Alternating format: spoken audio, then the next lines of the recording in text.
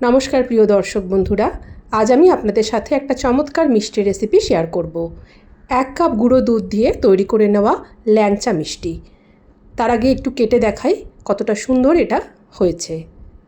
দেখুন, কাটা দেখেই বুঝতে পারছেন কতটা নরম, আর চাপ দিলেই কতটা রস বেরিয়ে আসছে। তৈরি করে নেওয়া ভীষণই সহজ। সঠিক মাপ আর পদ্ধতি জেনে নিলে এটি তৈরি করতে খুব সহজেই পারা যায়, আর খেতেও হয় চমৎকার, যেহেতু গুঁড়ো দুধ দিয়ে তৈরি। তাহলে দেখে নেওয়া যাক আজকের ভিডিওটি।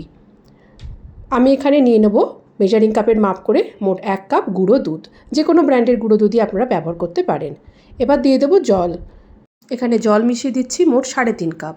যে কাপে দুধ নিয়েছিলাম সেই কাপেরই 3.5 কাপ মেপে জল দিয়ে দিলাম। এবার গ্যাসের মধ্যে দুধটাকে জাল দেওয়ার জন্য বসিয়ে দিয়েছি। গুঁড়ো দুধ সম্পূর্ণ গলে না যাওয়া অবধি দুধটাকে ফুটিয়ে নিতে হবে। যখন গুঁড়ো দুধ পুরোপুরি গলে যাবে, যখন কোনো রকমের গুঁড়ো দুধের দলা আর থাকবে না, তখন আমাদের দুধটাকে নামিয়ে নিতে হবে গ্যাস থেকে। তার মানে এখানে 3 থেকে 4 মিনিটের বেশি কিন্তু দুধ আমরা জাল দেব না, তাহলে যে ছানাটা আমরা বানাবো সেটা কিন্তু শক্ত হয়ে যেতে পারে। তো আমার সমস্ত দুধ গলে গেছে, এবার আমি গ্যাস থেকে এটা নামিয়ে নেব। ছানা কাটানোর জন্য আমি এখানে ভিনিগারের জল ব্যবহার করেছি। মেপে মেপে 1/4 কাপ ভিনিগার আর 1/4 কাপ জল নিয়ে নেব। তার মানে মোট 1/2 কাপ হলো ভিনিগারের জল। এবার এই ভিনিগারের জলটাকে আমরা দুধের সাথে মিশিয়ে একটু একটু করে ছানা কাটাতে থাকব। দেখুন, অল্প অল্প করে ভিনিগারের জল মিশিয়ে সাবধানে আলতো হাতে হাতা দিয়ে এভাবে নাড়তে থাকবো। খুব বেশি ঘন ঘন জোরে জোরে হাতা নাড়াবো না, তাহলে যে ছানাটা তৈরি হবে সেটা আবার গুঁড়ো গুঁড়ো হয়ে যাবে। তো খুব ধীরে ধীরে হাতা নাড়াতে থাকবো আর ভিনিগারের জল মেশাতে থাকবো। একসময় কি হবে, আস্তে আস্তে সবুজ রঙের একটা জল, মানে ছানার জল আলাদা হয়ে যাবে ছানা থেকে। দেখুন, পুরোপুরি ছানা তৈরি হয়ে গেছে আর ছানার এই জলটা আলাদা হয়ে গেছে। এবার আমরা এই ছানাটাকে জল থেকে ছেঁকে নেব। গরম অবস্থাতেই ছানাটাকে আমাদের ছেঁকে নিতে হবে। এটিকে রেখে দিলে গরম জলের মধ্যে, তাহলে কিন্তু ছানা শক্ত হয়ে যেতে পারে, সেক্ষেত্রে তখন মিষ্টিটা ভালো হবে না। তো এই ছোটো ছোটো টিপসগুলো মাথায় রাখতে হবে একটা পারফেক্ট ছানা দিয়ে তৈরি মিষ্টি করতে গেলে। ছাঁকনির উপরে একটা সাদা কাপড় দিয়ে ছানাটাকে ছেঁকে নিয়ে এবার কি করব, ভিনিগারের যাতে টক ভাবটা চলে যায় তার জন্য ভালোভাবে জল দিয়ে ধুয়ে নিচ্ছি। সাদা কাপড় দিচ্ছি তার কারণ রঙিন কাপড় দিলে কিন্তু ছানার মধ্যে সেই রঙ টেনে নিতে পারে, যেহেতু ছানাটা গরম আছে। তো আমি ভালোভাবে জল দিয়ে ছানাটাকে পরিষ্কার করে ধুয়ে নিলাম 3-4 বার, দেখতেই পেলেন। এবার জল থেকে ছানাটাকে ছেঁকে নেব। তার জন্য কাপড়টাকে এরকম করে পুঁটলি পাকিয়ে 2 হাত দিয়ে ভালোভাবে চাপ দিয়ে দিয়ে আমাদেরকে ছানা থেকে জলটাকে আলাদা করে নিতে হবে। আপনারা যদি হাতে সময় থাকে তাহলে যেটা করতে পারেন, এইভাবে ছানার পুঁটলিটাকে জলে চিপে নেওয়ার পর কোথাও একটা ঝুলিয়ে রেখে দিলেন, আস্তে আস্তে করে জল ঝরে গেল 1.5 থেকে 2 ঘন্টা সময়ের মধ্যে। তবে আমি এখানে এখনই এই ছানা থেকে মিষ্টিটা তৈরি করব, তাই হাত দিয়ে বেশ সুন্দরভাবে চিপে চিপে সমস্ত জল বার করে নিলাম। এখন সরাসরি চলে যাব ছানাটাকে মাখার জন্য। একটা বড় কাঠের একটা চপিং বোর্ড নিয়ে নিয়েছি, তাতে ছানাটা মাখতে সুবিধা হয়। এবার কাপড় থেকে ছানাটাকে খুলে বার করে নিলাম। এবার কি করব, ছানাটাকে একটু হাত দিয়ে প্রথমে ভেঙে নেব।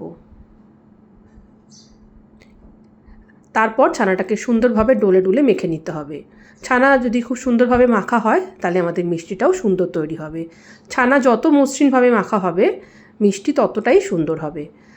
ছানা মাখার সময় আমি এখানে মিশিয়ে দিচ্ছি 1 টেবিল চামচ ময়দা আর দেব 1/2 চামচ চিনি। তো এই চিনি আর ময়দা, এই দুটো জিনিস দিয়ে আমাদের এই ল্যাংচাটাকে বানিয়ে নিতে হবে। আপনারা দেখতেই পাচ্ছেন কিভাবে আমরা হাতের তালু দিয়ে চাপ দিয়ে দিয়ে ছানাটাকে মাখছি।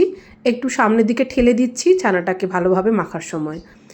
4 থেকে 5 মিনিট সময় নিয়ে ভালোভাবে আমাদের পুরো ছানাটাকে মসৃণ করে মেখে নিতে হবে। তো ময়দাটাকে আমরা ল্যাংচা মিষ্টি তৈরি করার সময় অবশ্যই ব্যবহার করব। যদি আপনারা কোনো স্পঞ্জি মিষ্টি তৈরি করেন সেক্ষেত্রে ময়দার ব্যবহার একেবারেই করবেন না, কিন্তু যদি এরকম ধরনের ল্যাংচা তৈরি করতে চান তবে ময়দাকে আপনাকে অবশ্যই এখানে দিতে হবে। তো এই ছোট ছোট জিনিসগুলো মাথায় কিন্তু মনে করে রাখতে হবে। এবার আমি পুরো ছানাটাকে মাখার পরে ময়দা আর চিনি এই দুটোকেও একসাথে ছানার সাথে মিশিয়ে নেব।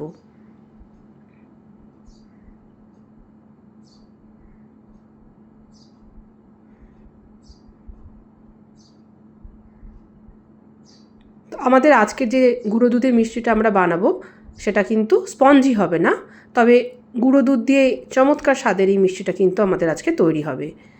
আমি যেভাবে পারফেক্ট রেশিও বলছি, সেই মাপে আপনারা যদি বানান তাহলে কিন্তু আপনাদের মিষ্টিটা প্রথম চান্সেই ভীষণ সুন্দর তৈরি হবে। আর দেখুন চপিং বোর্ডের গায়ে যে ছানাগুলো ছিল এভাবে ছুরি দিয়ে এগুলোকে কাটিয়ে নিচ্ছি। আমাদের ছানা কিন্তু এখন পারফেক্ট তৈরি হয়ে গেছে। কি করে বুঝবো? অল্প একটু ছানা নিয়ে হাতে গোল পাকিয়ে দেখুন গোলার গায়ে কিন্তু কোনো রকমের ক্র্যাক তৈরি হচ্ছে না। আরও একটা উপায় হচ্ছে অল্প একটু ছানা দুটো আঙুলের মাঝে নিয়ে একটু চাপ দিন, দেখুন কত মসৃণভাবে এটা মিশে যাচ্ছে আঙুলের গায়ে। তো এইভাবে বুঝতে হবে যে আমাদের ছানা মাখা পুরোপুরি ঠিকঠাকভাবে তৈরি। এখন আমরা এখান থেকে সমানভাবে লেচি কেটে নেব। তো আমার 1 কাপ গুঁড়ো দুধ থেকে মোট 7খানা ল্যাংচা মিষ্টি আজকে তৈরি হবে। তবে এটা ডিপেন্ড করছে যে আপনারা কতটা বড় তৈরি করছেন তার উপরে।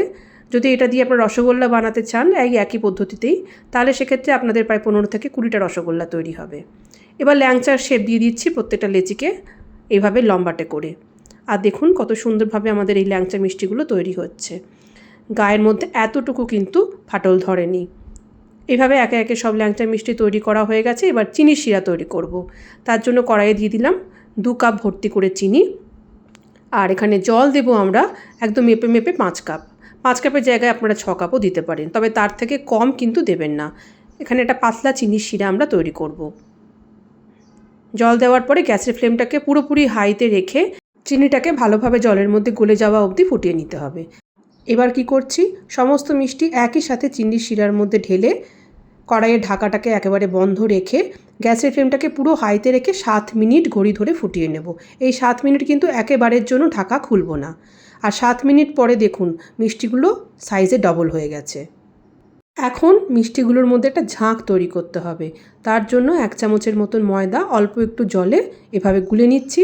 এখন এই ময়দা গোলা জলটাকে আমরা চিনির শিরার মধ্যে ছেড়ে দেবো। দেওয়ার পরেই সঙ্গে সঙ্গে একটু হাতা দিয়ে নেড়ে নেবেন, নাহলে কিন্তু ময়দা তলায় গিয়ে বসে যাবে। এবার দেখব আমরা চিনির শিরার মধ্যে একটা ঝাঁক তৈরি হবে।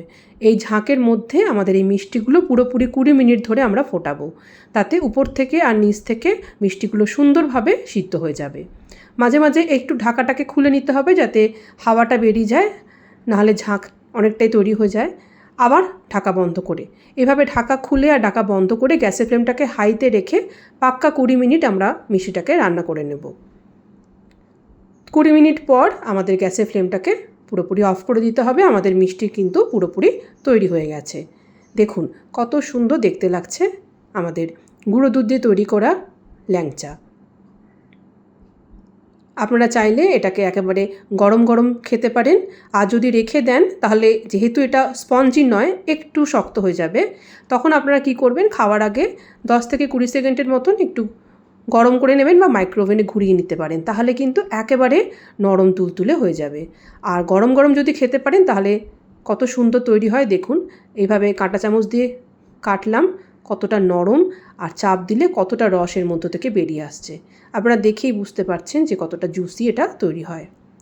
রেসিপি ভালো লাগলে চ্যানেলটিকে সাবস্ক্রাইব করে আর ভিডিওটিকে লাইক কমেন্ট শেয়ার করে আমার পাশে থাকবেন। আবার চলে আসবো অন্যদিন অন্য কোনো মজার ভিডিও নিয়ে। সবাই ভালো থাকুন, সুস্থ থাকুন, নমস্কার।